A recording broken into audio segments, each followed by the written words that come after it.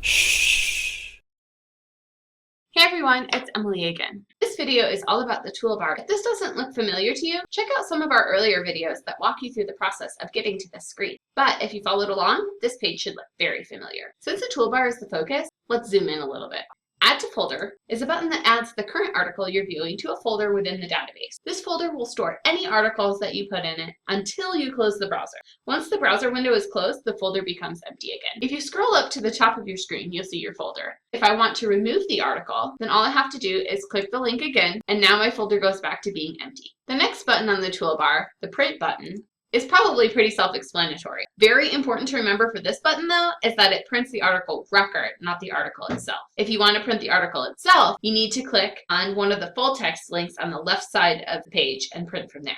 Remember to change your citation format to either APA or MLA, whichever your instructor requires. Then you hit the yellow print button and voila. If you want to cut down on printing costs, you can email yourself a link to the article. Simply put your email address in the email to box, add any subject or comments that you wish, and again, remember to change your citation format to APA or MLA, then you hit send, and you should have an email with a link to the article. If you want to save a link to your flash drive instead, hit the Save button. Remember, once more, to change your citation format to MLA or APA, then you hit Save, and a new window should pop up. Unless you're using a Mac, you should be able to right-click inside the window, choose Save As, and then find your flash drive to save the file. The Cite button is probably the most useful to you. Just press the Cite button to get a citation for your article. Be sure to use the proper format, APA or MLA, that your instructor requires. These citations are mostly correct, but not always. Before you just copy and paste, it's a good idea to check with your citation handbook, instructor, or a librarian to see if it's the most updated style. Sometimes databases are using an older version,